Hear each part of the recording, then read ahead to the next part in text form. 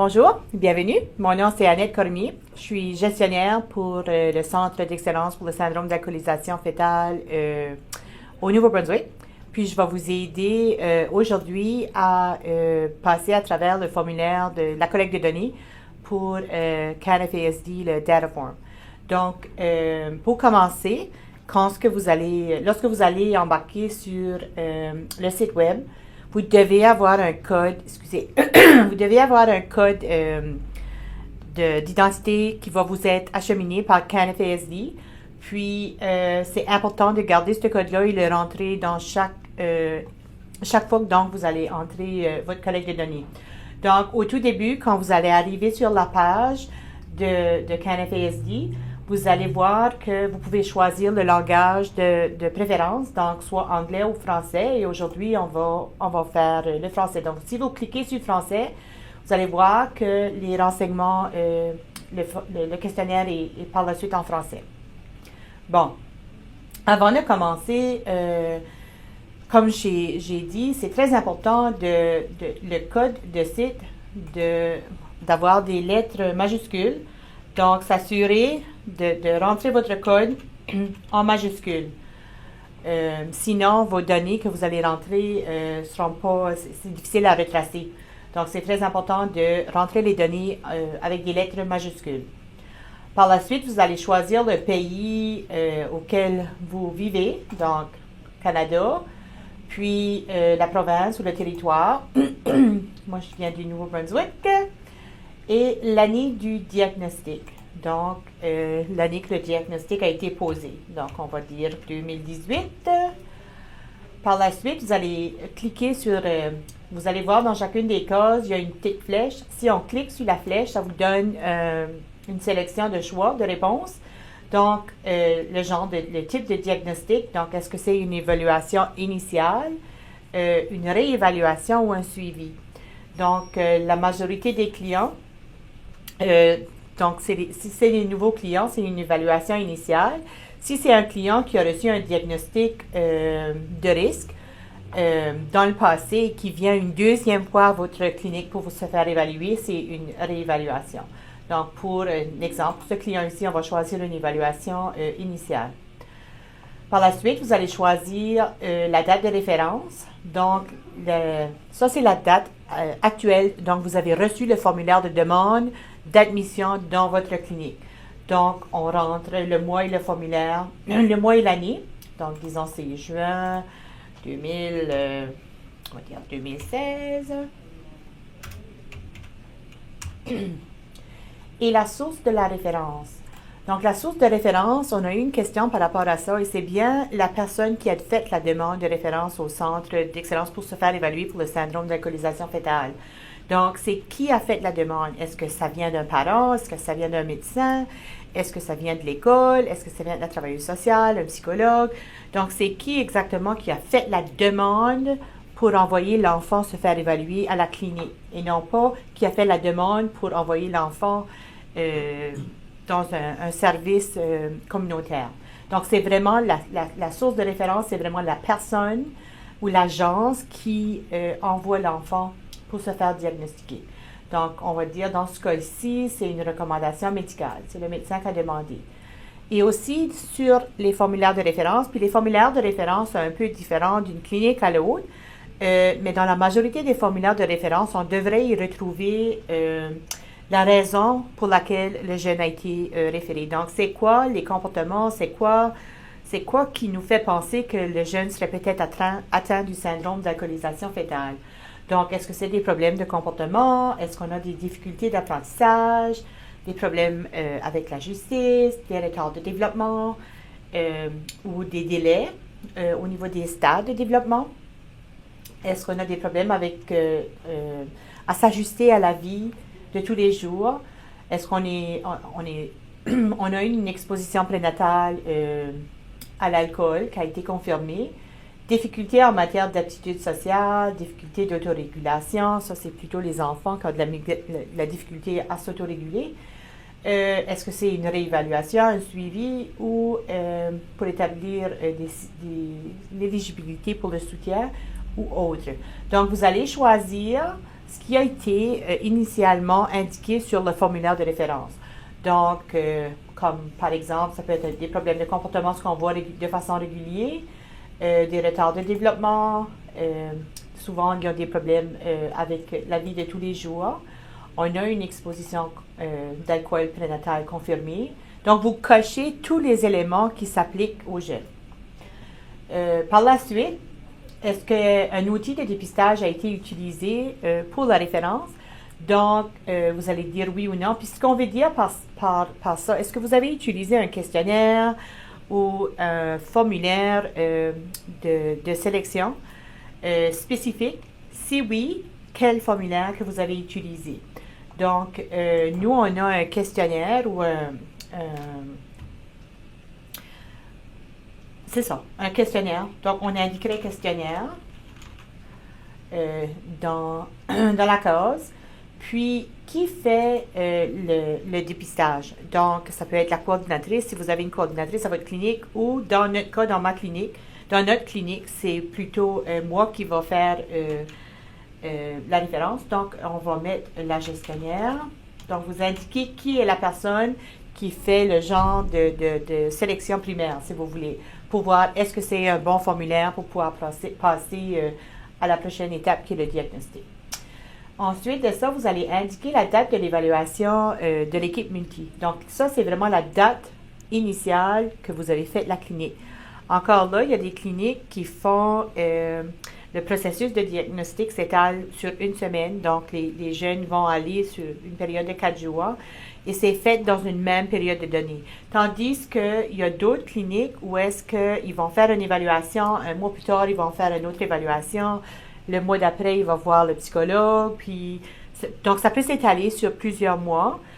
À ce moment-là, la date que vous entrez à ce niveau ici, c'est plutôt la date que vous avez annoncé le diagnostic à la famille. Donc, c'est la date. Donc, on a fait le diagnostic comme tel. Donc, vous allez choisir le mois et vous allez indiquer l'année. Ensuite, on va passer au sexe, donc de choisir est-ce que c'est un homme ou une femme. Et le genre, c'est est-ce que la personne s'identifie avec quel sexe. Donc, est-ce que c'est un homme, est-ce que c'est une femme. Ensuite, on choisit sa date de naissance. Ça, c'est pas compliqué. On va rentrer la date de naissance. Et là, vous choisissez l'ethnicité. Vous pouvez choisir si les gens sont mixtes. Donc, essayez d'aller le plus près possible. Donc, dans mon cas, c'est caucasien. Si vous faites une erreur, vous pouvez toujours recliquer sur la petite boîte puis enlever le crochet. Donc, vous choisissez l'ethnicité. Situation domiciliaire, c'est la situation où ce que le jeune vit au moment, puis pensez toujours en lien avec le moment que vous avez fait la clinique diagnostique. C'est vraiment là qu'on veut aller chercher cette information-là pendant la période diagnostique. Pas dans le passé, mais vraiment dans le moment présent. Donc, est-ce qu'il vit avec la mère biologique, le père biologique, avec une autre famille, dans une famille d'accueil? Est-ce qu'il a été adopté? Sans abri, vit dans un foyer de soins ou en détention ou autre. Donc, vous choisissez ce qui se rapporte avec le cas. Donc, on va dire, dans ce cas-ci, il vit avec la mère biologique. S'il vit avec les deux parents, je me suis toujours posé cette question-là. Chaque fois que je le rentre, je mets toujours avec la maman biologique, mais c'est un point que je vais apporter pour peut-être éventuellement corriger. Donc, par la suite, est-ce qu'un parent biologique a reçu un diagnostic de TSAF? Donc, à ce moment-là, si vous le savez, vous mettez oui ou non ou inconnu. Puis, à chaque moment, que vous rentrez des données, puis vous voulez recommencer, vous n'êtes pas certain vous avez besoin d'aller vérifier, vous pouvez toujours soit changer la réponse ou quand vous pesez le petit reset bouton ici, vous allez voir que ça efface tout. Donc, vous pouvez recommencer. Donc, n'importe quel temps pendant le processus, vous pouvez faire ça. Dans ce moment-là, on va mettre inconnu. Puis, est-ce qu'il y a un frère ou une sœur? Encore là, ça va être dans la collecte de données que vous allez faire pendant la semaine de l'évaluation. Donc, on va mettre inconnu, on n'est pas certain. Par la suite, on va passer à la prochaine étape qui est l'évaluation de l'exposition prénatale à l'alcool. Donc, vous allez entrer la donnée de l'exposition prénatale. Donc, est-ce qu'elle est absente? Est-ce qu'elle est présente? Est-ce qu'elle est non confirmée ou est-ce qu'elle est inconnue? Donc, absente, confirmée, on cocherait plutôt si on n'a pas la confirmation d'alcool, mais par contre, l'enfant a les trois traits faciaux. À ce moment-là, on pourrait cocher absent, confirmé, parce qu'on sait s'il y a les trois traits faciaux caractéristiques, c'est une confirmation d'alcool.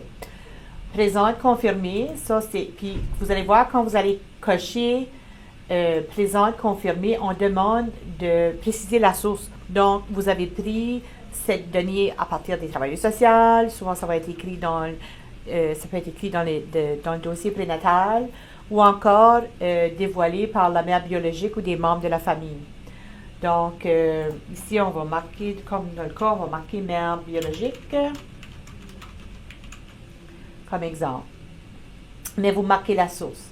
Non confirmé veut dire que vous avez absolument pas été capable de confirmer l'alcool. Inconnu, ça on ne sait pas, mais il ne devrait pas en avoir. C'est ça. Donc, les autres expositions prénatales, donc dans la cueillette de données, dans le formulaire de prénatal, vous allez être en mesure de trouver aussi est-ce que la mère est-ce que la mère a pris, est-ce qu'elle fumait? Donc, puis vous allez, même chose, cocher, passer à travers les questions. Opiacés, si vous n'êtes pas certain, vous cochez inconnu.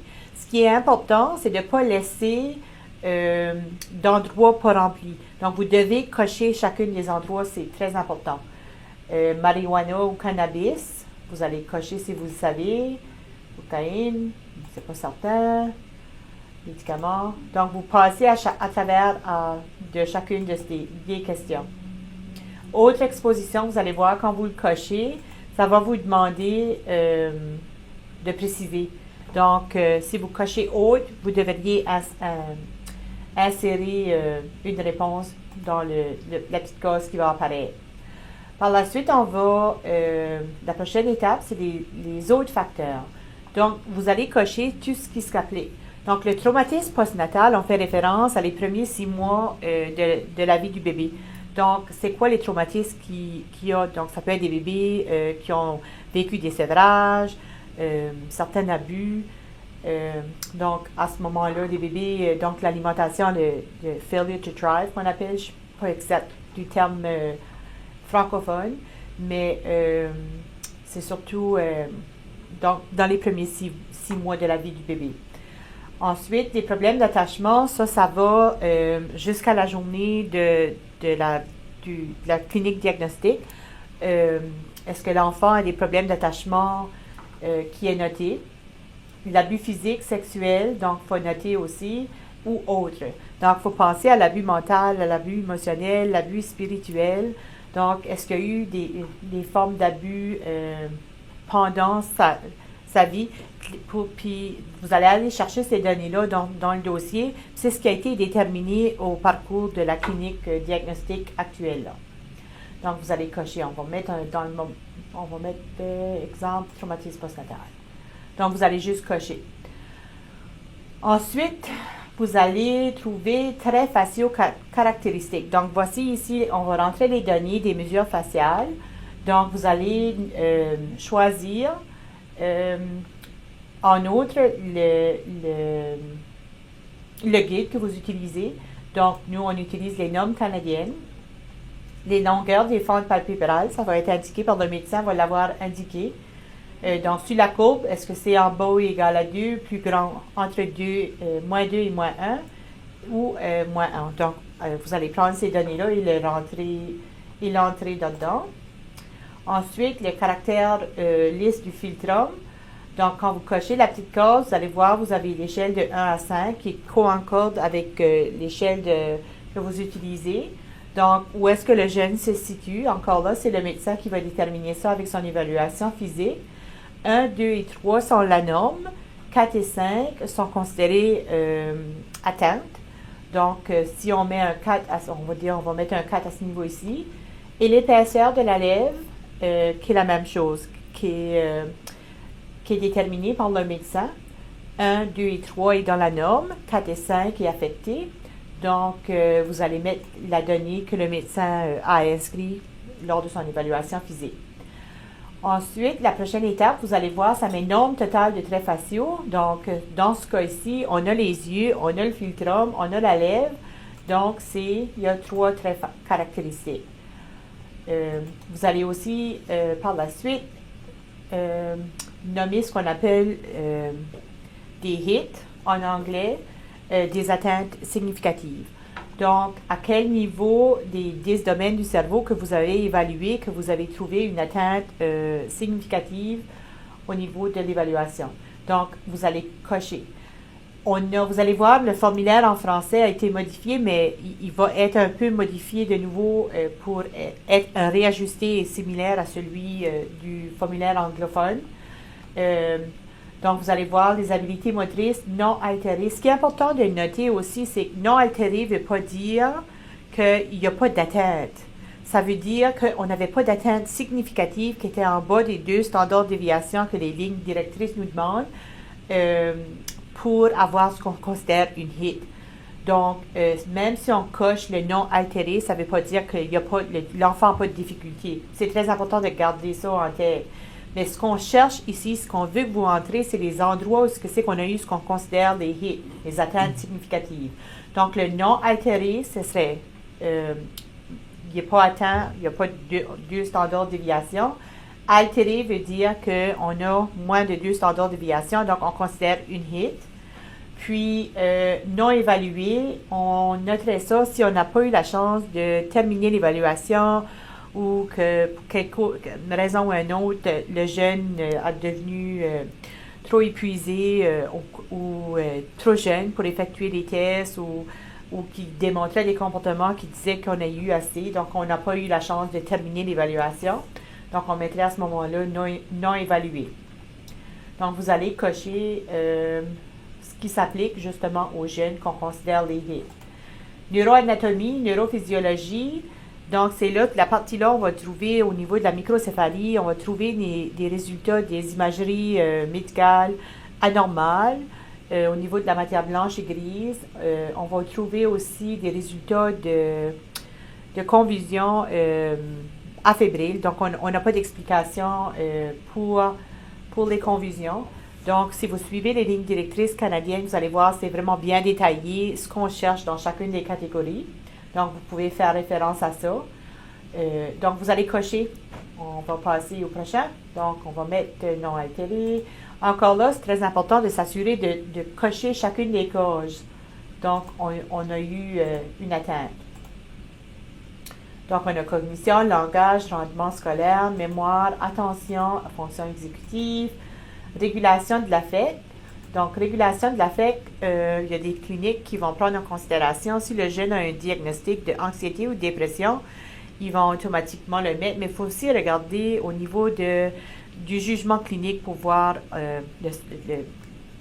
les régulations sensorielles du jeune, donc comment il est capable de s'autoréguler dans telle situation. Donc, il faut vraiment regarder en tête tout ce jugement clinique-là avec l'équipe multidisciplinaire. Puis, le comportement adaptif. Le psychologue devrait être en mesure d'évaluer le QI. Donc, vous allez noter son évaluation. Ça, c'est peut-être une bonne question pendant l'évaluation de lui demander le QI. Donc, si elle est capable de le calculer, si elle n'est pas capable, vous allez mettre inconnu ou non calculé. Donc, dans ce cas-ci, on va mettre dans la normale. Donc, le diagnostic, puisqu'on avait les 3 traits faciaux, on va choisir le TSAF avec traits faciaux, mais vous choisissez le diagnostic qui s'applique aux jeunes à risque. Encore là, vous devez noter qu'on choisit cette catégorie pour les enfants qui sont plus jeunes ou les enfants qu'on n'a pas pu terminer certaines évaluations ou encore des jeunes qui ont eu 2 atteintes significatives, mais quelque chose, tu sais, on a la confirmation d'alcool, l'enfant est jeune, donc ça se pourrait qu'on va le réamener pour une autre évaluation. À ce moment-là, on pourrait cliquer le à risque ou pas de diagnostic du tout. Donc, vous choisissez. Dans le cas ici, on va choisir avec Trefaccio. Est-ce que vous avez utilisé un autre modèle de diagnostic? Donc, le code diagnostic à 4 chiffres de Washington. S'il y a certains d'entre vous qui l'utilisent, vous mettez oui ou non. Si vous mettez oui, vous allez entrer les données. Donc, entrer les chiffres. On va mettre un 3 pour le visage. La croissance, on va dire qu'elle n'était pas affectée. On va mettre un 3 et un 3.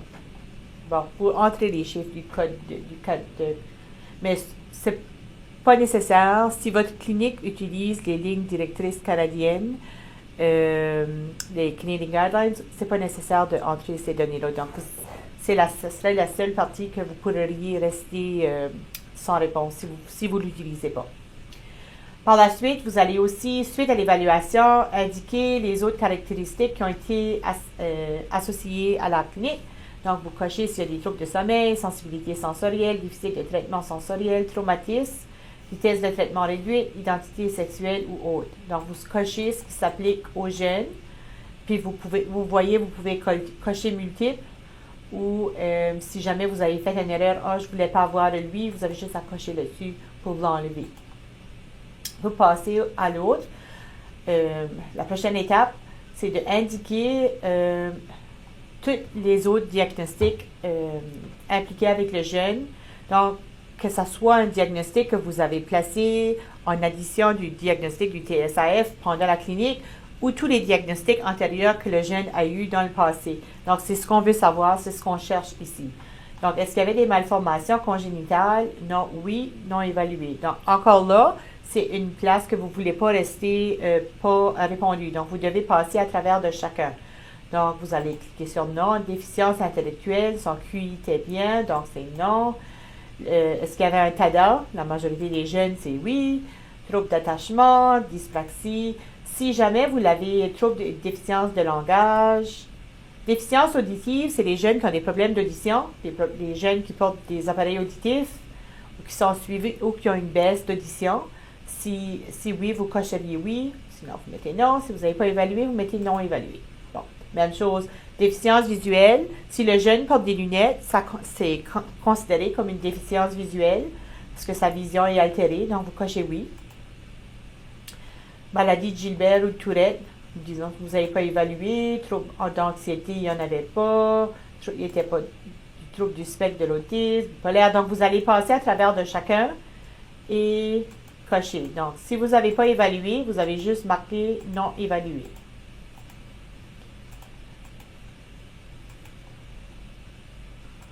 Bon. Antécédents médicaux. Donc, ici, on cherche les retards de croissance. Encore là, vous allez voir que ça a été modifié. Puis ça va être précisé aussi parce qu'on cherche au niveau du retard de croissance le percentile. Donc, les jeunes qui se trouvent en dessous du 10e percentile pour la hauteur et la longueur. Donc, vous metteriez longueur, 3e percentile et le poids est sous le 10e percentile. Donc, vous écrivez exactement ce que vous avez trouvé lors de votre évaluation. Vous pouvez taper autant que vous voulez. Troubles neurologiques. Si le jeune a des problèmes neurologiques, s'il y a eu des convulsions dans le passé, vous pourrez les indiquer là aussi. Problèmes de santé mentale, des jeunes qui ont des problèmes d'anxiété, des tentatives de suicide, de dépression. Donc, vous indiqueriez à ce moment-là. Même chose. Problème tête du cou, trouble cardiovasculaire, trouble du système respiratoire. Souvent, on va voir des jeunes atteints de l'asthmatique. Donc, ça rentrerait là-dedans. Donc, on va mettre oui, vous inscririez asthme. Trouble endocrinologique, trouble musculo-squelettique, maladie contagieuse. Donc, à ce moment-là, c'est vraiment l'histoire médicale. Le médecin devrait avoir identifié ces choses-là ou vous devriez avoir trouvé ça dans le dossier du jeune. Si vous ne le savez pas, vous cochez non. Par la suite, on passe à la médication. On avait quelques questions par rapport à la médication, donc c'est important de prendre en considération que ce qu'on cherche, c'est les médicaments actuels que le client prend. Donc, les médicaments actifs lors de la clinique. Donc, vous allez passer à travers la liste et cocher oui ou non. Encore là, c'est important de passer à travers de chacune des étapes et de ne pas sauter d'étapes, d'assurer de cocher toutes les causes. Donc, prends pas d'oméga.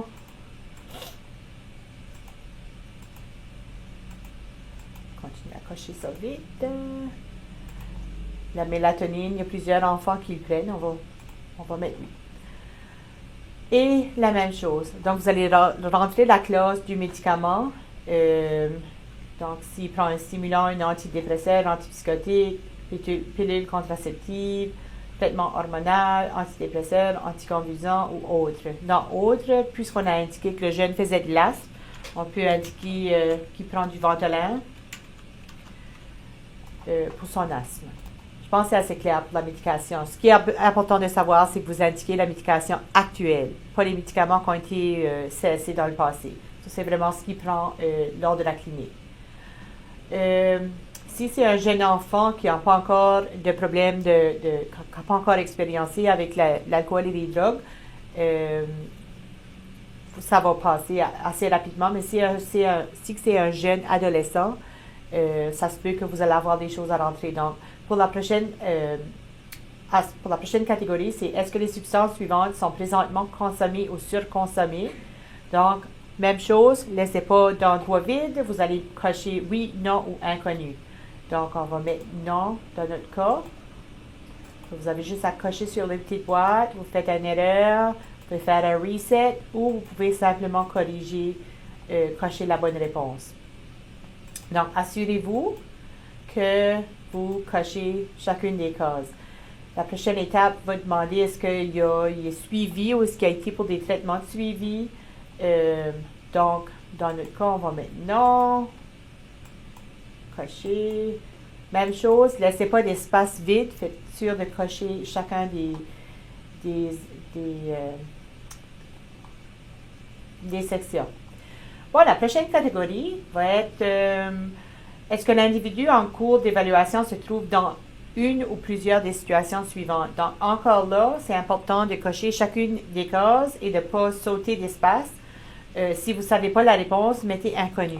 Donc, aide enseignante, puis par aide enseignante, est-ce qu'il y a une aide enseignante à temps plein, à temps partiel? Est-ce qu'on a une aide enseignante pour 2 pour 1 dans une classe? Pour le jeune. Donc, vous allez indiquer ce qu'il y avait, est-ce qu'il y a eu des expulsions ou des suspensions à l'école, problème d'emploi, a besoin d'aide pour vivre seul. On avait des questions là-dessus. Puis, je veux dire que ce soit un enfant de 5 ans, de 15 ans ou de 25 ans, si vous évaluez, puis ils ont besoin d'aide, d'assistance pour vivre, vous allez cocher oui ou non. Pour les jeunes enfants, la majorité va être coché oui, mais ce qui est important à noter, c'est que KNF-ESD est capable d'aller sélectionner par catégorie d'âge pour vraiment être plus précis, pour chercher pour chaque catégorie d'âge qu'on cherche. Donc, inquiétez-vous pas que ça va toujours être un oui. On est capable d'aller dissectifier ça. Est-ce qu'ils ont besoin d'aide d'un logement, problème juridique? Donc, vous avez juste ça, c'est quand même assez simple et facile à suivre. Donc, encore là, vous cochez. Si vous faites une erreur, vous pouvez faire le reset ou vous pouvez simplement cocher la bonne réponse, puis vous allez voir, ça va effacer le petit point noir. Donc, on continue. Problème avec la justice, problème de garde, problème de tribunaux, incarcération. Donc, est-ce qu'on a eu une incarcération? Donc, assurez-vous que chacune des cases a été cochée. C'est ce qui est important. Laissez pas d'endroit sans réponse. Donc, on continue. Est-ce qu'il y a eu... puis, la prochaine étape, c'est pour les recommandations. Donc, à ce moment-là, c'est quoi les recommandations que vous avez émises lors de l'évaluation diagnostique? Puis, de garder en tête, quand vous faites vos recommandations, ça c'est peut-être une petite à côté, mais de penser à long terme sur le processus de la vie. Donc, si l'enfant a 5 ans, quand il vient en clinique, essayez de penser quand il aura 18 ans, puis quand il aura 25 ans, d'essayer de voir c'est quoi les aides qu'il aura besoin basé sur les évaluations que vous avez faites. Donc, nous, en clinique, on se dit, le jeune a la chance de venir en clinique avec une équipe multidisciplinaire des experts en FASD, en TSAF, je devrais dire. Donc, c'est très important de s'assurer de donner des bonnes recommandations qui vont aller tout au long de la vie. Donc, l'encadrement, ce qu'on veut dire par ça, c'est du mentoring, du mentorat ou ce qu'on appelle notre cerveau externe. Donc, on cocherait oui ou non si vous l'avez recommandé. Le soutien de groupe ou individuel, même chose. Stratégie de communication va être changée à, je pense si je ne me trompe pas, ça va être de l'éducation TSAF spécifique au TSAF. Mais les stratégies de communication vont changer. Donc, vous allez marquer oui ou non. Évaluation, intervention précoce en matière de TSAF. Donc, est-ce que vous avez eu la chance de travailler avec la famille avant qu'ils viennent en clinique? Parce qu'il y a certaines cliniques qui font un certain nombre, comme nous, par exemple, on fait 24 cliniques par année, mais ça se peut qu'on va travailler avec l'enfant pendant 1 an, la première année, avant qu'ils peuvent se rendre en clinique. Donc, ça, c'est des évaluations précoces. Ou encore, les jeunes enfants qui sont référés à nous, qui ont 5 mois, 6 mois, on va déjà commencer à travailler avec la famille, même avant qu'ils démontrent certains symptômes, parce qu'on sait que les stratégies universelles ne vont pas nuire à l'enfant et au contraire vont pouvoir bénéficier de cela. Donc, les questions sont assez simples, donc vous allez mettre oui ou non. Encore là, l'important, c'est de cocher chacune des cases et de ne pas rester une case vide. Donc, groupe de soutien, service de conseil, qui est assez simple, service de conseil ou thérapie individuelle, thérapie de couple ou de famille, service de conseil, thérapie en matière d'abus d'alcool. Donc, si le jeune avait des problèmes d'alcool, on le mettrait, ou si la maman a besoin du support parce qu'elle consomme encore, mais qu'elle voudrait arrêter, on pourrait le cocher à ce moment-là. Le répit. Puis vous allez voir ici, pour revenir en haut, vous pouvez choisir le oui, non, puis service non disponible. Donc, ça va changer encore là dans les prochains jours. Vous allez voir non, vous allez voir oui, mais vous allez voir oui, mais les services ne sont pas disponibles. Donc, c'est très important, si vous avez des recommandations à faire, que vous faites la recommandation, même en sachant, OK, ben, je vais faire la recommandation, mais le service n'est pas disponible dans la région où vit la famille. Mais c'est très important de mettre la référence, la recommandation, pour justement prouver qu'on a besoin d'avoir ces services-là dans les communautés. Donc, on va pouvoir pousser au niveau du gouvernement pour aller chercher de l'aide pour les familles. Donc, vous cocheriez non, non comme on ne l'a pas recommandé, oui, on l'a recommandé, oui, mais on n'a pas les services. Donc, c'est quand même assez simple. Comme exemple, le répit. On sait que les familles l'ont tous de besoin, mais encore là, il y a certaines régions que c'est plus difficile à atteindre que d'autres, surtout les régions rurales. Donc, vous cocheriez oui, mais services non disponibles. Puis, les prochains sont assez faciles. Protection d'enfance, intervention à la cour, soutien en matière de santé mentale. Nous, on le met toujours parce qu'on recommande que les jeunes sont suivis justement parce qu'ils sont à risque de problèmes de santé mentale dans le futur. Puis, l'aide aux revenus, c'est les revenus pour les enfants à besoins spéciaux. Donc, c'est un programme qui pourrait qualifier avec un diagnostic, banque alimentaire si vous l'avez référé, logement, abri d'urgence, garderie, tutelle, procuration. C'est quand même assez facile. On n'avait pas eu de questions à ce niveau-là aussi. Puis, on avait fini. L'aide juridique, service pour les problèmes tribunal, service pour les problèmes tribunal pour la famille, orthophonisme, même chose si vous l'avez référé, service de thérapie ou de comportement, si vous avez recommandé, médicaments, l'ergothérapeute, ces choses-là sont pas mal assez claires. Je pense que lui qu'on a ajouté, qui n'était pas là-dedans, que vous allez voir dans les prochains jours qui va apparaître, sont aussi les recommandations universelles pour le TSAF, qui est la routine, la structure, la supervision, on a recommandé ces choses-là.